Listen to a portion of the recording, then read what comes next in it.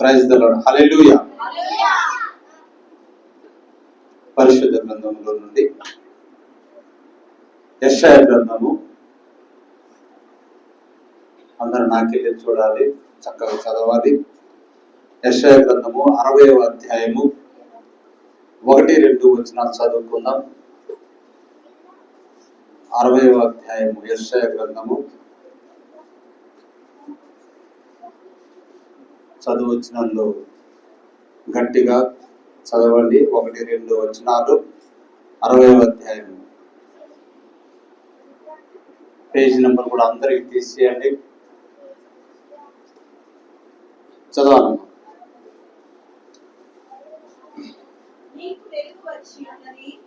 జాగ్రత్తగా వినండి. నీకు వెలుగు వచ్చి ఉన్నది, లెమ్ము తేజరిల్లుము, యెహోవా మహిమ నీ మీద ఉదయించెను.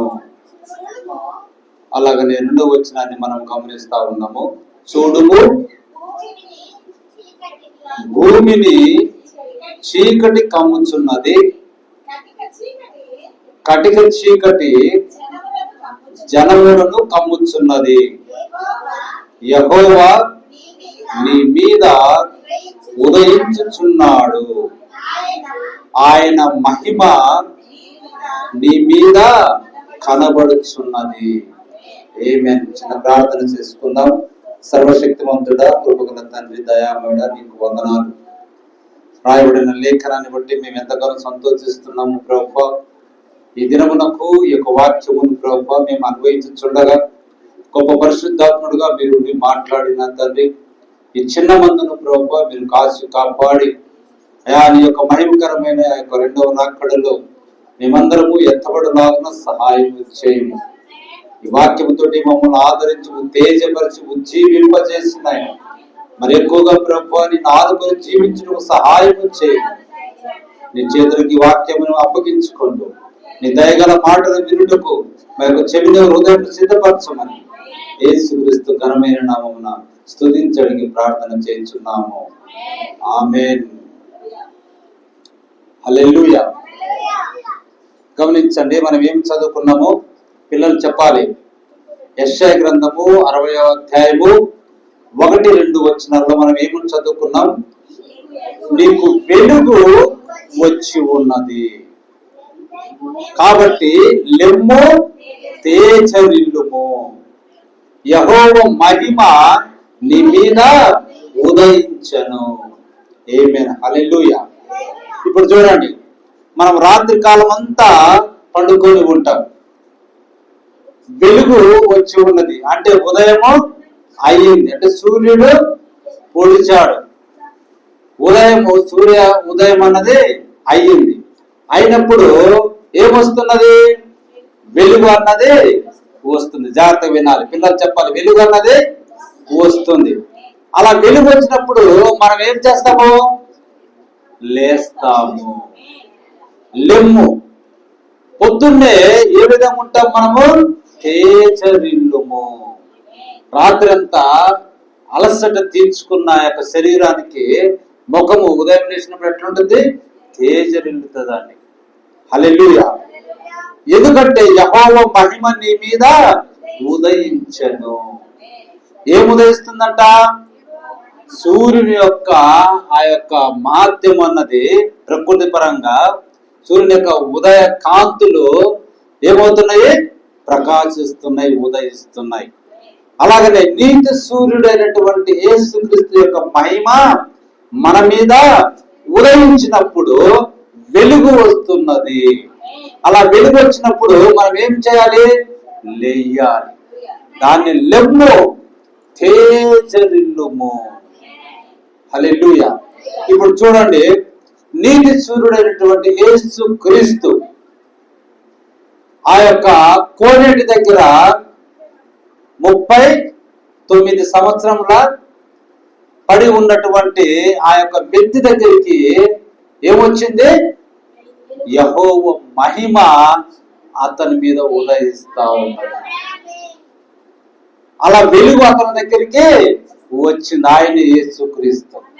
నేను ఈ లోకమునకు వెలుగును అని యేసుక్రీస్తు చెప్పి ఉన్నాడు. ఆయన మహిమ అతని దగ్గరికి వచ్చినది. అప్పుడు ఏమని చెప్తాడు? లెమ్ము తేజరిల్లుము అంటే నీ యొక్క పరుపులు ఎత్తుకొని నీవు నడిచి వెళ్ళుము. ఆమేన్, హల్లెలూయా. అలా చెప్పినప్పుడు అతను ఏమయ్యాడు?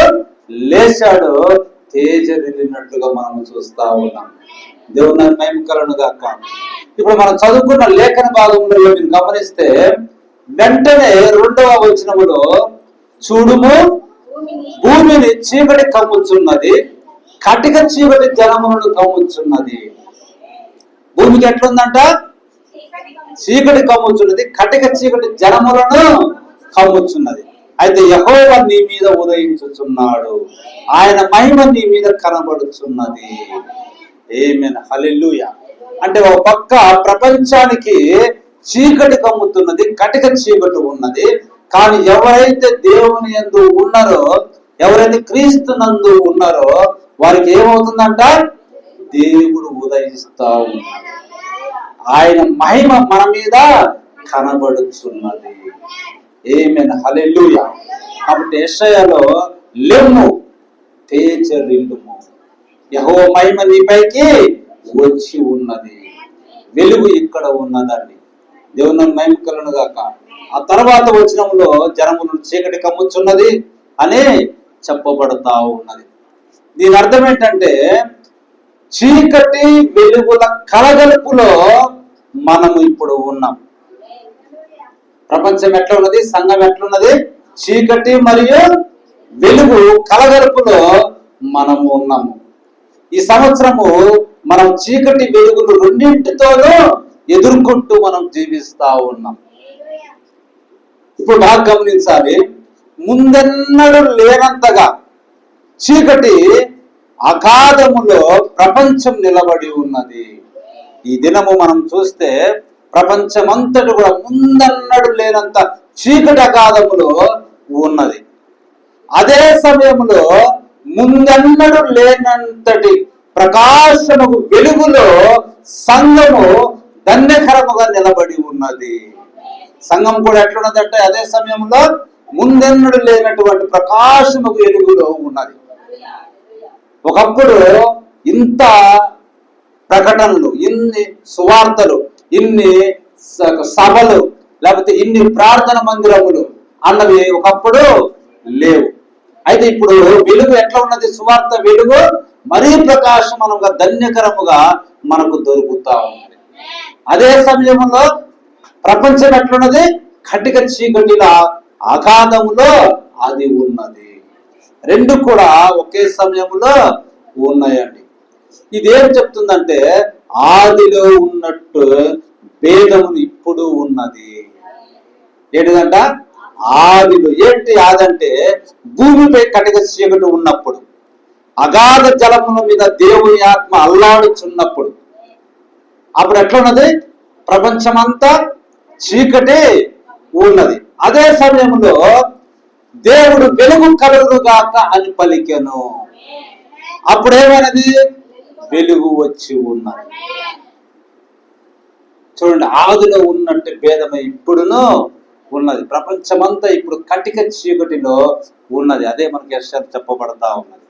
అయితే ఒక పక్క మళ్ళీ దేవుడు ఏం చేస్తున్నాడు? వెలుగు కలుగునుగాక, నీ మీద సూర్యుడు ఉదయించాడు, తేజరిల్లుము అని అంటే వెలుగు కలుగును. దేవుడు వెలుగును చీకటి నుండి వేరుపరచను. దేవుడు వెలుగును చీకటి నుండి వేరుపరచ గడియలో మనము జీవించుచున్నామని మనం నమ్ముచున్నాము. ఇప్పుడు ఎలా ఉన్నామంట? మనము ఎక్కడ జీవిస్తా ఉన్నాము? దేవుడు వెలుగును చీకటి నుండి వేరుపరచు గడియలో మనం జీవిస్తా ఉన్నాం. వెలుగు బయలుపరచబడినట్లుగా ఆయన చీకటిని ప్రపంచం యొక్క మరో పక్కకు త్రోసివేయుచున్నాడు. ఒక పక్క సంఘం ఏం చేస్తా ఉన్నది? చీకటిని త్రోసివేస్తా ఉన్నదండి. అందరికి వెలుగు కావాలని సంఘము తాపత్రయము చెందుతా ఉన్నది. హల్లెలూయా. కాబట్టి విశ్వాసులకు ఇది ఒక వెలుగు సమయము. విశ్వాసులకు ఎట్లున్నదంట? ఇది ఒక వెలుగు సమయం. అదే సమయంలో జనులకు కటిక చీకటి సమయము. ఇప్పుడు మీరు బాగా గమనించలే, రెండు కూడా ప్రపంచంలో ఇప్పుడు మన కళ్ళ ముందు జరుగుతా ఉన్నాయి. ఎంతమంది ప్రపంచంలోని ప్రజలు యేసుక్రీస్తునకు రాకుండా ఇప్పుడు మరి ఎక్కువగా క్రీస్తును తృణీకరిస్తా ఉన్నారు. మరి ఎక్కువగా ఆయన మీద లేనిపోని మాటలన్నీ చెప్తా ఉన్నారు. ఓ మీ బైబుల్ అది ఉంది, మీ బైబుల్ బూత్ పుస్తకం అది, మీ బైబుల్ ఇట్లా అట్లా అది ఇది అని. దీని అర్థం ఏంటి? ఇంకా కటిక చీకటి వారి మీద ఇంకా ఉధృతంగా ఉన్నది. అదే సమయంలో క్రీస్తునందు విశ్వాసులు సంఘములోనికి కోకలుగా జత చేయబడతానే ఉన్నారు. హల్లెలూయా. కాబట్టి విశ్వాసులకు ఇది ఎట్లా ఉందంట? ఒక వెలుగు సమయము. జనులకు అంటే మిగతా ప్రపంచానికి ఇది కటిక చీకటి. ఈ అతి విషాదకరము కాలము జనులపై ఉన్నట్లుగా ఇప్పుడు మనం చూస్తా ఉన్నామండి. ఏంటిదంట? అతి విషాదకరమగు కాలం అంటారు. కాబట్టి మనకి ఎక్కడ చూసిన భూకంపాలు, ఎక్కడ చూసిన సునామీలు, ఎక్కడ చూసినా తెగుళ్ళు, ఎక్కడ చూసినా ఏదో ఒక విపత్తులు. చూడండి, ఇవన్నీ కూడా ప్రపంచాన్ని విషాదకరము కాలముగా మనం చూస్తా ఉన్నాం. ఇక రేడియో తిప్పితే, లేకపోతే వార్తాపత్రిక తిప్పితే, లేకపోతే మనము ఆ టీవీలో వార్తలు వింటే ఎక్కడో ఒకసాట ఏదో ఒక ప్రకృతి విపత్తు, కొండ చర్యలు ఇరిగిపట్టము, లేకపోతే ఏదైనా యాక్సిడెంట్ కావటము. చూడు, రోజు కూడా విషాదకరమగు సంఘటనలే మనకు కనపడతా ఉన్నాయి. కాబట్టి క్రీస్తును ఆయన స్వజనుడే సిలువ వేశారు. మరి స్వజనులే ఆయన మేకులతో కొట్టింది. ఆయన సృజించిన సృష్టియే ఆయన యొక్క మానవ శరీరంలోనికి మేకులను కొట్టినది. అయినను ఆయన హృదయము ప్రేమతో నిండి ఉండేను. ఆమేన్, హల్లెలూయా. కాబట్టి ఆయన ఏం చెప్తున్నాడు? తండ్రి, వీరేమి చేస్తున్నారో మీరు ఎరుగురు కనుక వీరు క్షమించమని పలికెను. దేవుని మహిమ కలుగును గాక. ఈ దినము కూడా ప్రజలు ఏమి చేస్తున్నారో ఎరుగని స్థితిలో వారు ఉన్నారండి. వెలుగును తోసేస్తున్నామే అన్న జ్ఞానం కూడా వాళ్ళకు లేదు. క్రైస్తవం ఏం చేస్తుంది? క్రైస్తవము ఏం చేస్తుంది? మనిషికి వెలుగునిస్తుంది. క్రైస్తవం ఏం చేస్తుంది? మనిషిని ప్రేమగా చూస్తున్నది. క్రైస్తవం ఏం చేస్తుంది? మనిషిని పగబట్టకుండా సహోదరునిగా భావిస్తున్నది. క్రైస్తవం ఏం చేస్తుంది? లోకమును సమాధానముతో నింపడానికి ప్రయత్నం చేస్తా ఉన్నది. క్రైస్తవం ఏం చేస్తున్నది? తోటి వారిని ప్రేమిస్తా ఉన్నది. చూడండి, ఇవన్నీ కూడా క్రైస్తవం యొక్క గుణ లక్షణములై ఉన్నది. ఇవన్నీ కూడా క్రైస్తవం యొక్క గుణ లక్షణం. కానీ ఈ దినము అకారణంగానే ఒక మంచిని వారు ఏం చేస్తా ఉన్నారు? పక్కకు తోసి వేస్తా ఉన్నారు. జాగ్రత్త వినాలి. ఒక మంచిని వారు తృణీకరిస్తా ఉన్నారు. అప్పుడు మానవుడు దుష్టునికి ఎంతగా లోబడిపోయారో ఒకసారి గమనించాలి. దాని అర్థం ఏంటి? దాని అర్థం ఏంటి? క్రీస్తును తృణీకరిస్తున్నారంటే దాని అర్థం ఏంటి? దుష్టునికి ఎంతగా లోబడిపోతా ఉన్నారు. చివరికి అది విషాదకరంగా మారినది. జనుల మీద ఒక అంధకారము కమ్మి వారిని అనుస్తా ఉన్నదండి. జనుల మీద ఏమున్నదంట? అంధకారము కమ్మి వారిని అనుస్తా ఉన్నది. వెలుగునొద్దకు రాకుండా వారు రకరకాలుగా తమ యొక్క లోక జ్ఞానముతో క్రైస్తవం మీద విషము చిమ్ముతున్నట్టుగా మనం చూస్తా ఉన్నాం. కాబట్టి ఈనాడు మీరు మగవారిని గమనించినట్లయితే జనుల మీద ఈ కటిక చీకటి ఏ విధంగా ఉన్నదో మనకు కనపడతా ఉన్నది. ప్రవక్త చెప్తా ఉంది, మీరు మగవారిని గమనించినట్లయితే మనుషునిలో అంత నిజత్వము మీకు కనబడదు. అది ఒక చీకటి. ఈ దినము మనుషులలో నిజత్వం అనేది కనబడుతున్నదా? స్త్రీలలో కూడా అది మీకు కనబడదు. అటువంటి దినముల్లో మనం జీవిస్తా ఉన్నాం. అంటే దీని అర్థం ఏంటిది? ఎందుకు నిజత్వం లేదు? ఒకప్పుడు ఎంత నిజాయితీగా స్త్రీ పురుషులు ఉండేవాళ్ళు, ఇప్పుడు ఎందుకు లేదు అంటే వారి మీద ఏముందంట? అంధకారము కమ్మి ఉన్నది.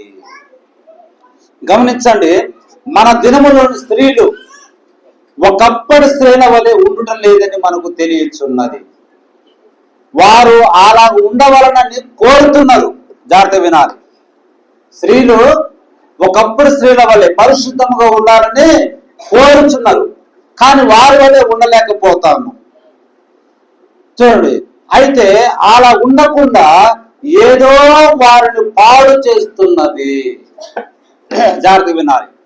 స్త్రీలు అప్పటి యొక్క స్త్రీల వలె ఉండి పరిశుద్ధముగా దేవునికి సమర్పించుకోవాలని అనుకుంటున్నారు.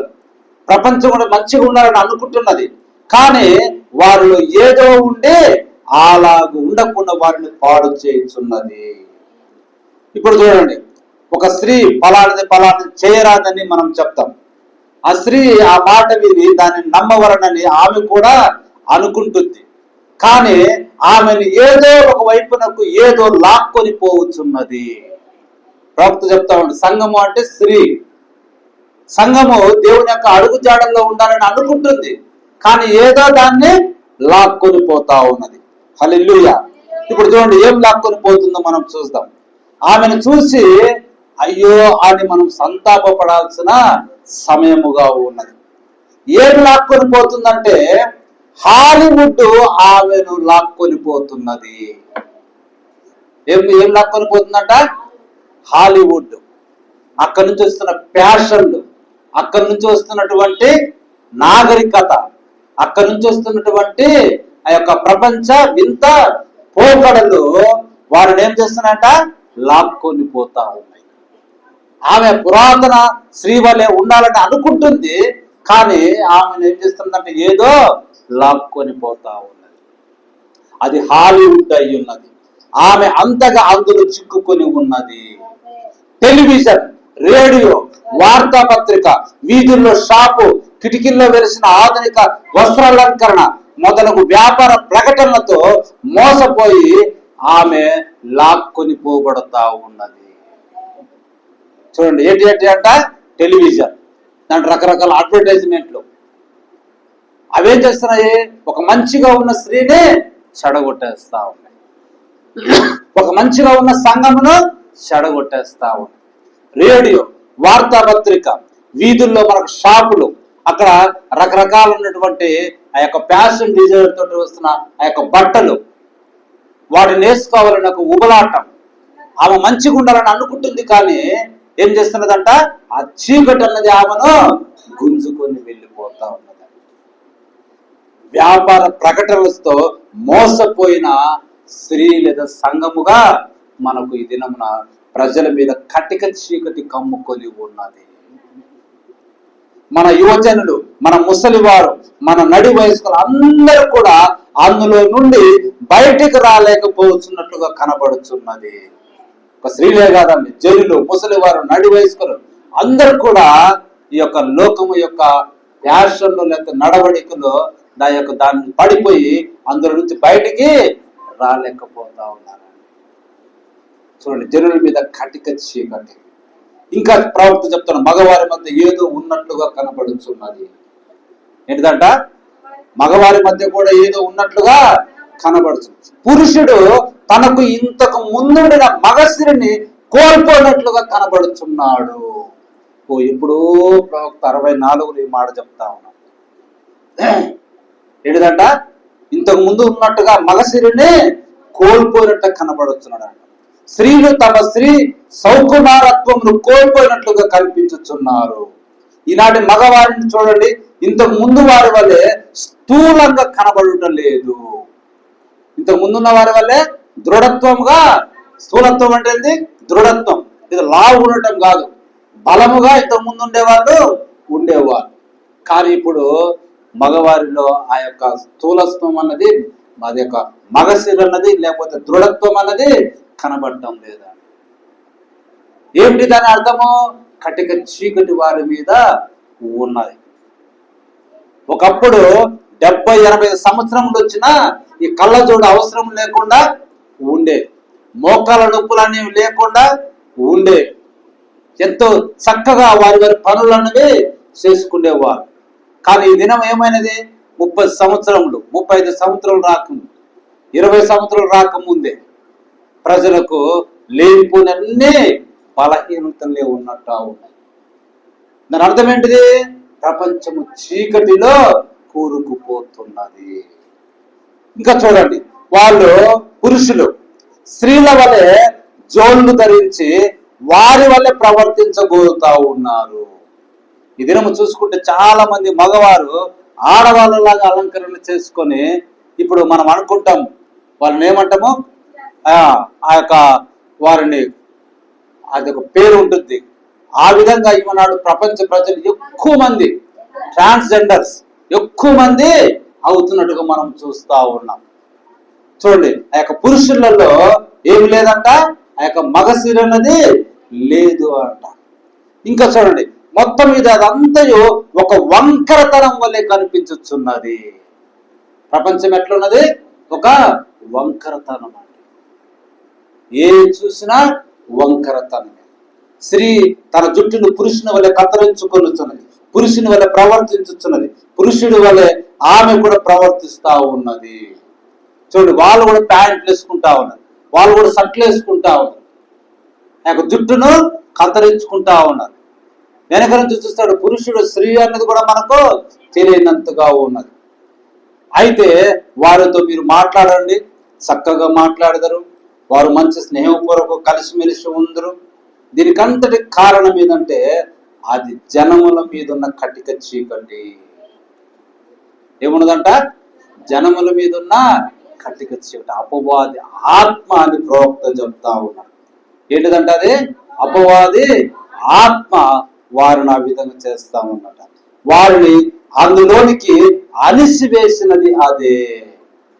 టీవీలు, రేడియోలు, టెలివిజన్లు, వ్యాపార ప్రకటనలు మనిషిని మనిషిగా ఉంచటం లేదండి. మనిషిని మనిషిగా ఉంచటం లేదు. ఓ మా ప్రోడక్ట్ వాడండి, ఓ ఇది వాడండి మీకు ఇట్లుంటుంది, ఓ ఇది వాడండి మీకు ఇట్లుంటుంది అనక ఏం చేస్తున్నాం మనము? సహజ సిద్ధమైన ఆహారాన్ని వదిలివేసి మనం ఏం చేస్తా ఉన్నాము? వారు తయారు చేసిన దాని కొరకు మనం ఏదో బలం పెంచుకుందామని వాటి వెంబడి మనం పడతా ఉన్నాం. ఏమైపోతా ఉందంట? అందువలన జనుల మీద కటిక చీకటి ఉన్నట్టుగా ప్రవక్త చెప్తా ఉన్నాడు. యేసు ఈ భూమి మీదకి వచ్చినప్పుడు యూదులు అలాగే ఉండేది. యేసు భూమి మీదకి వచ్చినప్పుడు కూడా యూదులు అలాగే ఉన్నారు. యెషయా దాని గురించి ప్రవచించారు. వారు కనులుండి చూడరు, చెవులుండి వినరు. ఆ కారణం చేతనే యేసు వారి క్షమాపణ కొరకు ప్రార్థించాను. కాబట్టి ఈ దినము కూడా చెవులు ఉన్నాయి, కనులు ఉన్నాయి, స్పష్టంగా పరిశుద్ధ గ్రంథం ఉంది. క్రైస్తవం అంటే ఏంటో వారికి బాహటంగా తెలియబడుతున్నది. అయినను వారు దాన్ని వినటం లేదు, గ్రహించటం లేదు. అంటే వారి మీద ఏమున్నదంట? కటిక చీకటి ఆవరించి ఉన్నది. చూడండి, ప్రకాశించుతున్న వెలుగును చూచుటలో ఈ దినము ప్రపంచము విఫలమవుతున్నది. అదండి, క్రైస్తవం ఎక్కడ విస్తరిస్తే అక్కడ ఏముంటుంది? శాంతి, సమాధానం, ఆశీర్వాదం ఉంటుందండి. హల్లెలూయా. కానీ ఇప్పుడు మనం ఏం చేస్తున్నాము? లోకములో ప్రకాశిస్తున్న వెలుగును చూచుటలో మనము విఫలమవుతా ఉన్నాం. అక్కడ ఒక భారము అణిచివేతగా ఉన్నట్లుగా మనం చూస్తా ఉన్నాం. ఈనాడు పేరొందిన పెద్ద పెద్ద వారు కూడా ఏం చేస్తా ఉన్నారు? క్రైస్తవాన్ని ఏదో ఒక తప్పు పట్టుకొని దాన్ని పక్కకు తీసివేయాలని ఉద్దేశం చూస్తా ఉన్నారు. దానికి విరోధముగా వారు పనిచేస్తా ఉన్నారు. వారికి అర్థం కావడం లేదు, వారికి గ్రహింపన్నది కలగటం లేదు. కాబట్టి వారి కొరకు మనము ప్రార్థన చేసేవారిగా ఉండాలి. దేవుని మహిమ కలుగును గాక.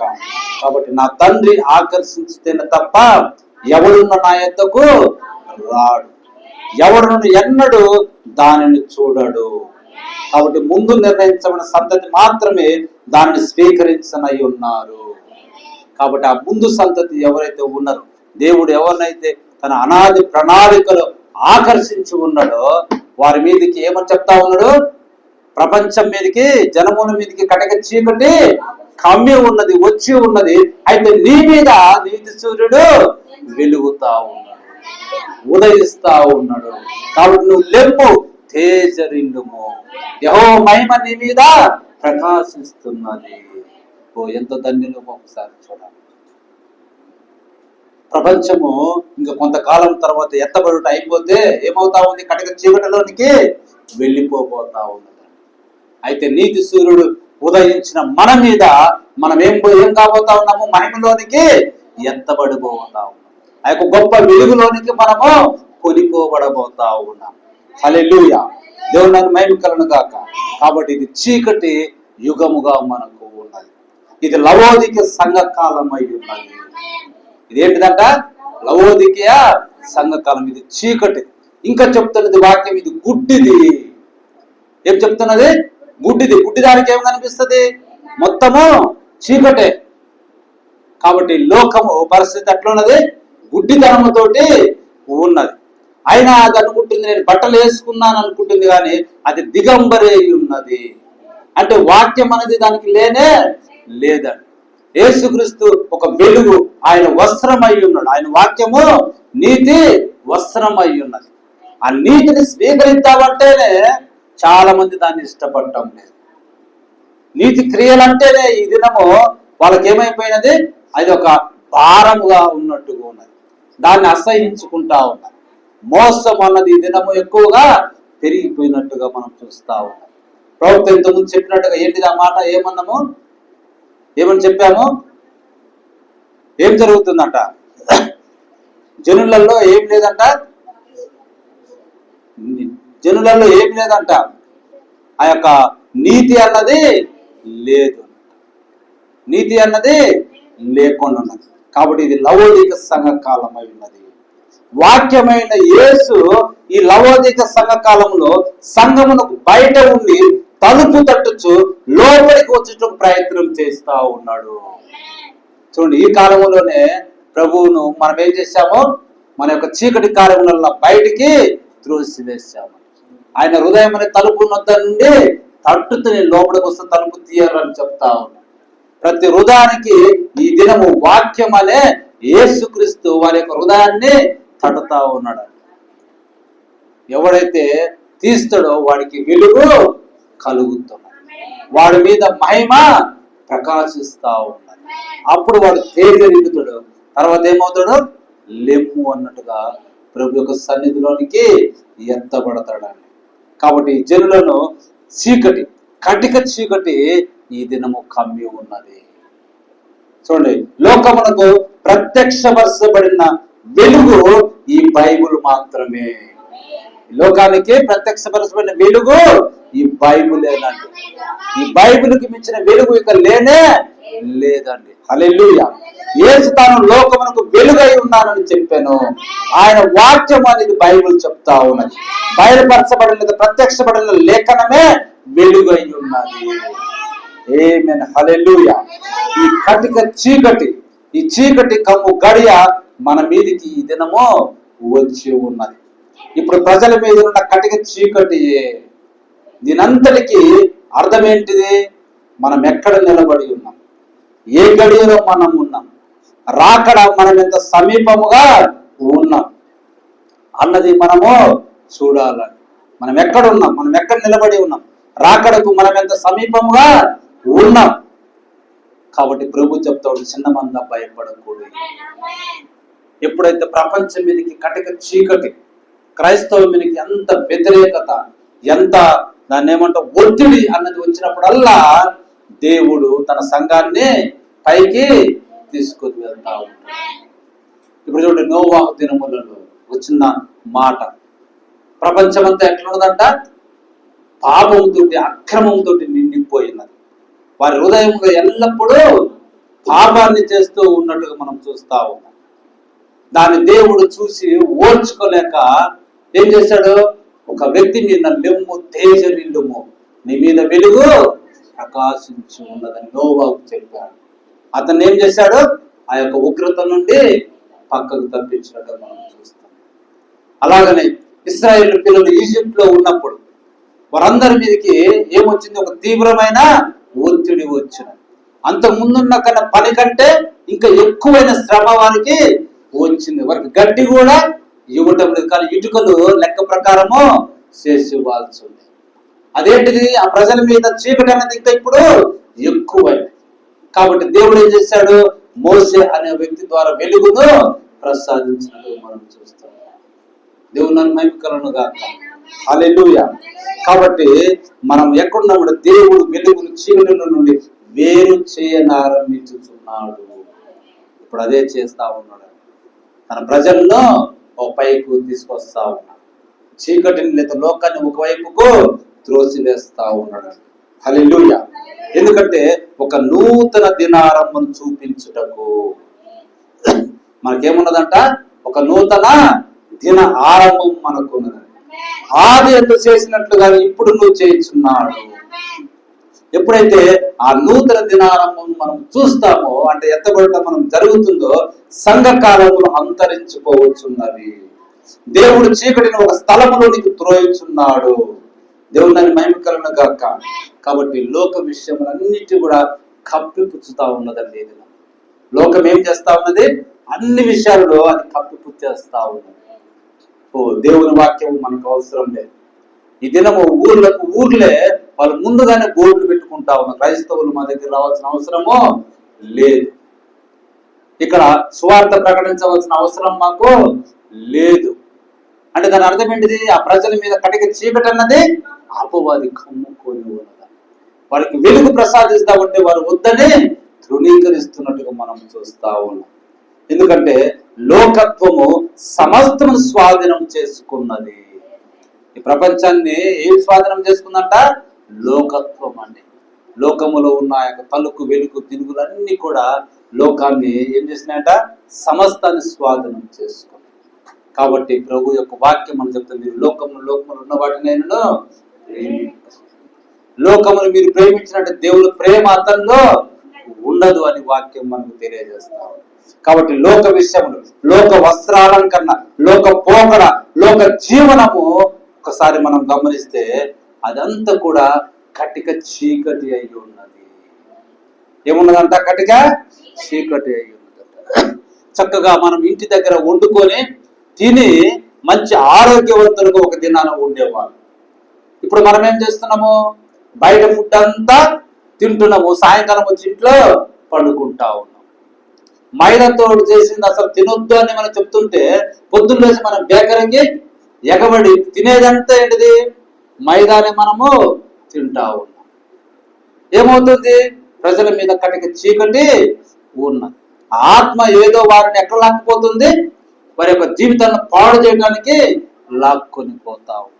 అదేవిధంగా మిగతా కార్యములన్నీ కూడా ఉన్నాయండి. కాబట్టి చిన్నపిల్లలారా, మనము లోక సంబంధులము కాము. ఆమేన్. హల్లెలూయా. కూర్చోవాలా. మనము లోక సంబంధులము కాము, మీరు పరలోక సంబంధులు. ఈ ఇల్లు మీది కాదు, అంటే ఈ స్థలం, ఈ భూలోకం అనేది మనది కాదండి. హల్లెలూయా. కాబట్టి కటిక చీకటి ఇశ్రాయేలీయులను గుడ్డివారుగా చేయుట, అన్యులకు వెలిగించుట కొరకే. ఆ దినము ఎందుకు ఇశ్రాయేలీయులు గుడ్డివారయ్యారంటే, అన్యులకు వెలిగించుట కొరకు వారు గుడ్డివారారు. ఇప్పుడు అన్యులను గుడ్డివారుగా చేయుట, ఇశ్రాయేలుకు వెలిగించుట అయి ఉన్నది. మళ్ళీ తిరిగి సేమ్ ఏమవుతున్నది, ఈ లోకము చీకటిలోకి వెళ్తా ఉన్నది. సంఘము తన యొక్క గృహములోనికి వెలుచున్నది. తర్వాత ఇశ్రాయేలుకు వెలుగు ప్రసరించబడతా ఉన్నది. హల్లెలూయా.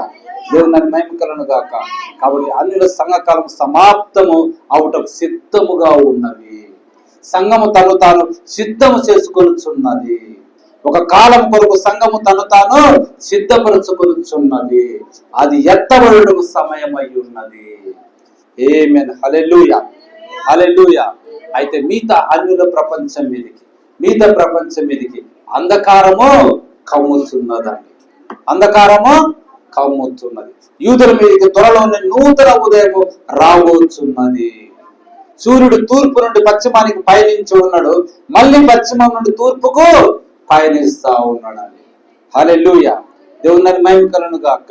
కాబట్టి వెలుగు తాను ప్రారంభములో ఎక్కడి నుండి వచ్చేనో ఆ తూర్పులకు మరలా పయనించును. ఇప్పుడు చూడండి, తూర్పు నుండి ఏమవుతుంది వెలుగు అన్నది పశ్చిమానికి ప్రయాణిస్తుంది. మళ్ళీ మనకు ఉదయమైనప్పుడు ఎక్కడికి వస్తుంది? మళ్ళీ తూర్పుకే వచ్చి మళ్ళా ఉదయం అన్నది మనకు జరుగుతా ఉన్నది. హల్లెలూయా. అంటే ఇశ్రాయేలు నుండి అన్యులైన మనకు వాక్యము వచ్చి ఉన్నది.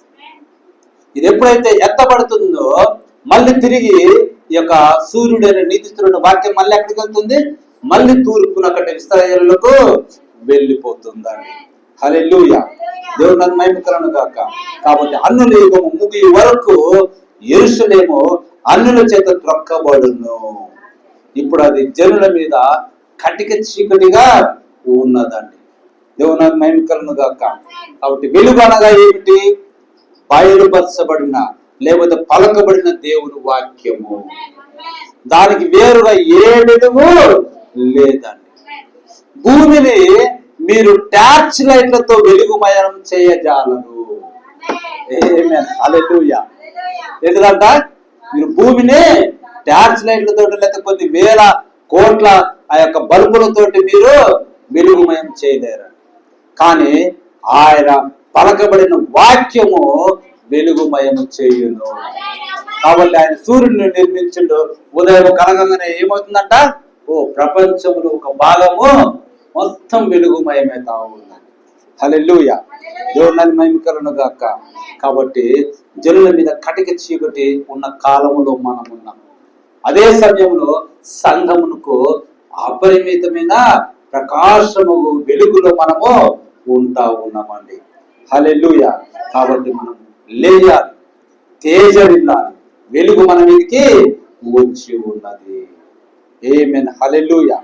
హల్లెలూయా. ఎందుకంటే ఆయన మన మధ్య ఉన్నాడు. ఆయన వాక్యమై బయలుపరచబడి ఉన్నాడు. ఈ దినము మనము నిత్యత్వమును, ఆ ప్రకాశమానమును, నిర్మలముగా మనము ముందుకు కొనసాగిపోతా ఉన్నాము. ఎందుకంటే ఆవలి వైపున మనకు ఒక గృహము ఉన్నది. ఇంతకుముందు మనం పాట పాడుతున్నట్టుగా ఆవలి గట్టుకు నేను చేరేత. హల్లెలూయా. ఆకాశం ఆవలి గృహములో ఆయన చే ఏర్పరచబడిన ఒక గృహం మనకు ఉన్నది. అక్కడ మనం సమకూడుదుము. ఆ జాబితాను పిలిచినప్పుడు మనం అందరం అక్కడ ఉందుము. మన పేర్లు ఆయన గ్రంథంలో ఉన్నవి. హల్లెలూయా. దేవుని మహిమ కలుగును గాక. కాబట్టి మనం జీవిస్తున్న ఈ గడియ యొక్క వెలుగు, ఆ యొక్క ప్రకాశము మన మీద ప్రకాశించుచున్నది.